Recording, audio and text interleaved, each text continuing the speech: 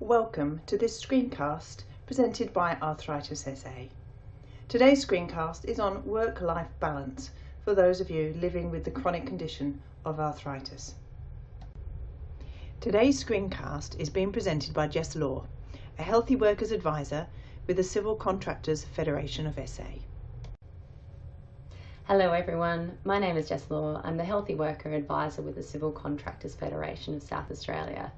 In my role, I get to work with workplaces in the civil construction industry to create opportunities for workers and the workplaces to adopt healthier behaviours and create healthy, supportive work environments.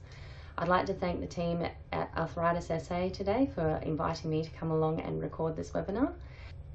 And today we're going to be talking about some of the benefits and challenges of working with arthritis, your rights and responsibilities, managing your health with arthritis, and reskilling and supports available for you so that you can continue having a long and prosperous working career while living with arthritis. So the construction industry can be a particularly challenging work environment to continue to work in if you do have arthritis. Unfortunately, there are a lot of elements that are quite strenuous on the body, and so these are some of the issues that we will be talking about today, as well as the benefits to staying within the workforce.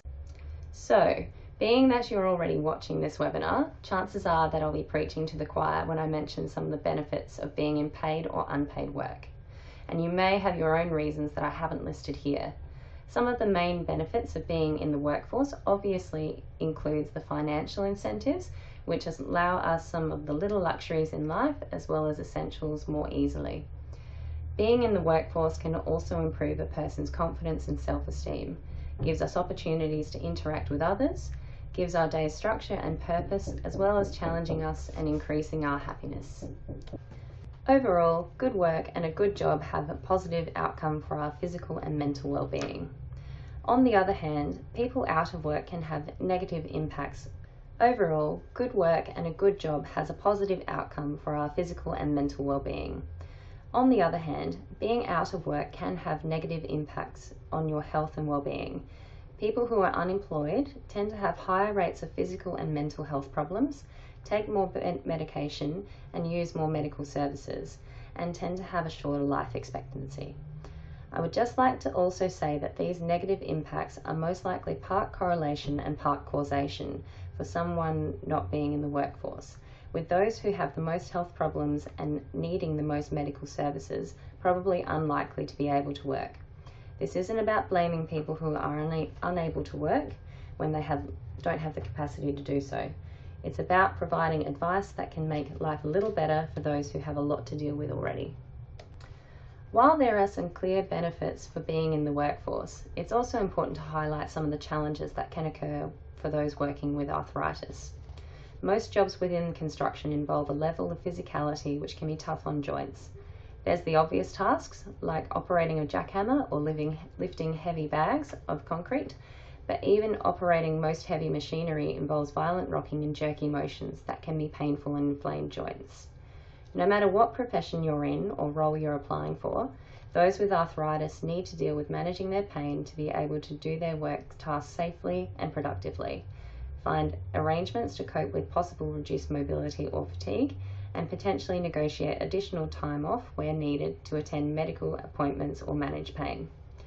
These challenges are all possible to deal with, but sometimes involve creative thinking, flexibility, and definitely a supportive workplace. The big point here is that your arthritis shouldn't stop you from working in a job that you enjoy, where it is safe for you to do so. So now we're going to talk about the rights and responsibilities for the employer. Just quickly, many people are able to manage their arthritis symptoms and continue to work without issue, and some people will require supports from their employer to do so.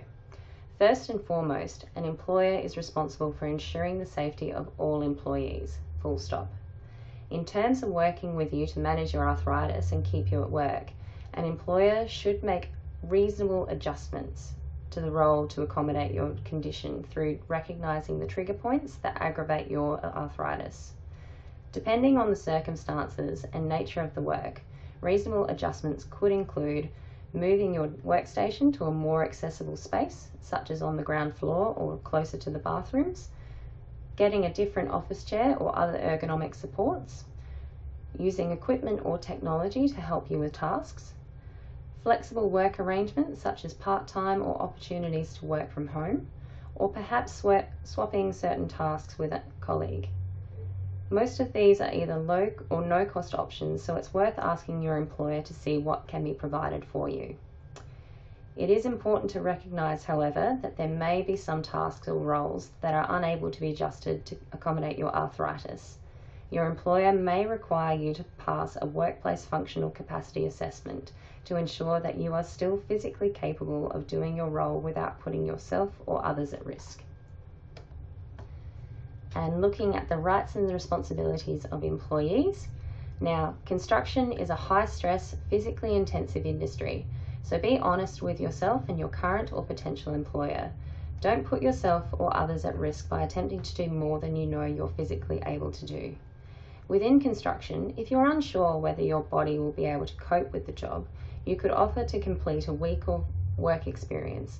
Most employers are happy to trial a willing worker, and it gives you both time to see whether your body is up to the task required on the job site. Whilst you are not legally required to disclose a disability during the hiring process if the condition will not impact on the safety of yourself or others, it may be best to be upfront about your arthritis early in the piece so that your employer can offer you the supports needed to ensure you are successful in the role.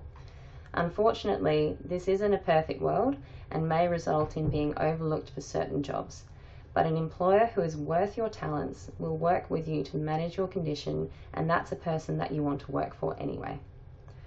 When you're in a role, you need to disclose any medications that could impact on your ability to perform tasks safely to your supervisor, such as medications with side effects of drowsiness or changing antidepressant medications which can alter your mood as you adjust. Another responsibility that falls on you as an employee is doing what you can to keep yourself fit and healthy.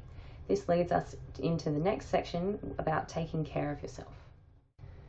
So first we're going to talk about nutrition and how that helps us to manage our health. There are no specific diet recommendations for those living with arthritis. Instead, simply a balanced diet of fruits, veggies, whole grains, lean meats, dairy, and lots of water.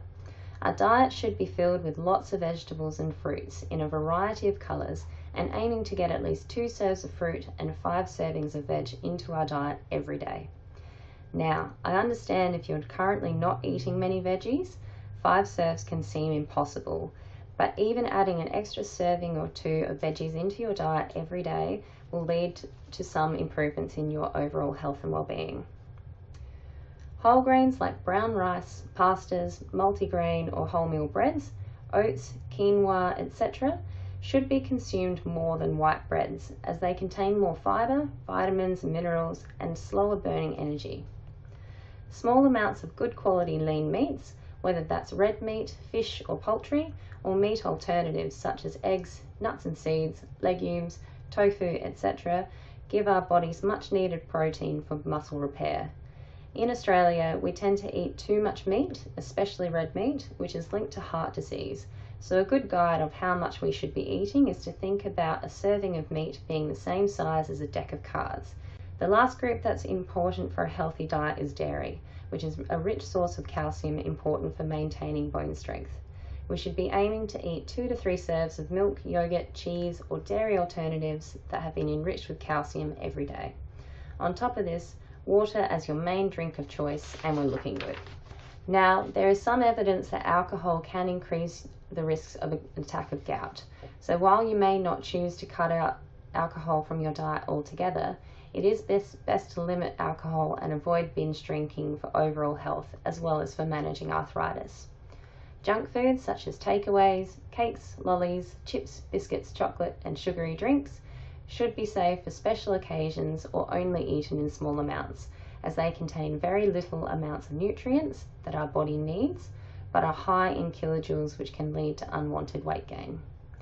Carrying extra weight can put extra pressure on your joints, as well as being linked to multiple chronic diseases such as heart disease, some cancers, stroke, and type 2 diabetes.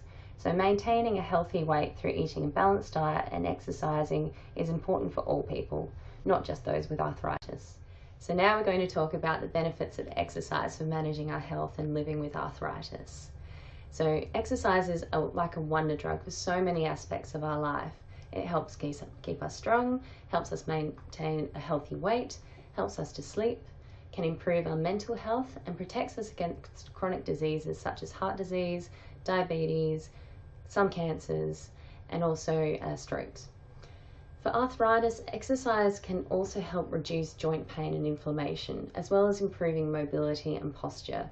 So getting fit or maintaining your level of fitness is good for managing arthritis around your work. The most important part about exercise is that we need to pick something that we enjoy so that we're actually going to do it. Unfortunately, as well, with arthritis though, we do need to be conscious of high intensity exercises and the impact that that would have on our joints. So sports like netball or football are probably not going to be great to be doing regularly. Some low impact exercises that you may like to try include walking, cycling, yoga, strength training, aqua aerobics, tai chi, Pilates or swimming, which can all improve your fitness without putting as much additional pressure on your joints. Doing a combination of different exercises will help keep things interesting, so you're more likely to enjoy it, as well as helping us get more benefits by improving our flexibility, which helps us with our posture and mobility, strength, which helps ease the pressure on bones, and cardiovascular fitness for improved heart and lung health. A word of caution when starting a new exercise program if you've never exercised before or it's been a little while since you've done any exercise. Start slow and consult with your health professionals. Remember that everyone is different, and so while a 5-kilometre walk might be very easy for someone, it might be incredibly difficult for somewhere else. But we all need to start somewhere, and so it's important to get the correct advice to make sure that we're not going to overexert ourselves and then not be able to walk the next day. Whether it's your physiotherapist or an exercise physiologist, they'll be able to work with you to tailor an exercise program to your current fitness levels and allow you to build up slowly so that you don't overdo things and aggravate your condition. Remember that we need to learn to walk before we learn to run, both literally and metaphorically. While you may be used to experiencing some pain when moving, stop any movement that causes unusual pain and consult with your health professional who can give you alternative movements to do. Now for looking after your mental health. Having a chronic health condition can put you at a higher risk of suffering from depression and anxiety. It's estimated that 7 out of 10 arthritis sufferers experience anxiety, but those who have their arthritis well controlled are less likely to suffer from a mental health concern than those whose arthritis is not well managed. Talking with your support network about your emotions and stresses is an effective way to look after your mental health. If things become more difficult, professional support may be needed to help with your recovery. It's important to note that there is no one proven method for dealing with mental health concerns, as everyone is different, but there are many different treatment options available. Your best starting point is talking with your GP, who will be able to talk you through your options with you for managing your mental health alongside your arthritis. Within some workplaces, you may also have access to an Employment Assistance Program, or EAP. An EAP is a confidential counselling service paid for by your employer, who you and sometimes your immediate family are able to talk to about a whole range of issues. It's worth asking your boss whether the company has an EAP and what services that covers. Now, bullying and harassment in the workplace can also have an extremely negative impact on your mental health. But realistically, dealing with bullying and harassment in the work is a webinar in its own right. What I will say is that bullying and harassment is never okay, that if you believe that it is due to your arthritis, that it may be considered discrimination by the Human Rights Commission, and I encourage you to investigate your workplace bullying and harassment policy to find out what the procedures are at your work in the event that you feel that you are subjected to bullying and harassment.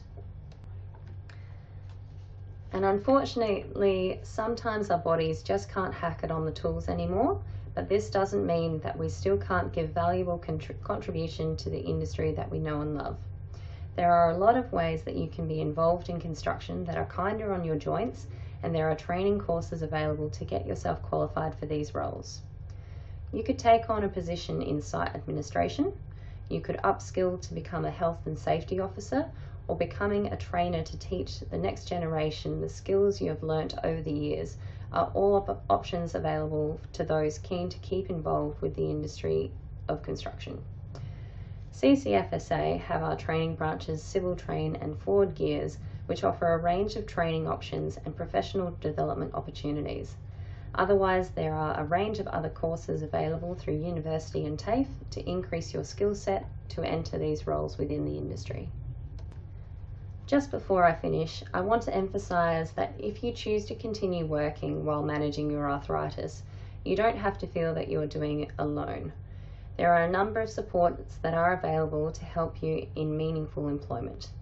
It's important to have open channels of communication with your site supervisors, managers and HR staff so that they can offer supports and work with you to manage your arthritis symptoms.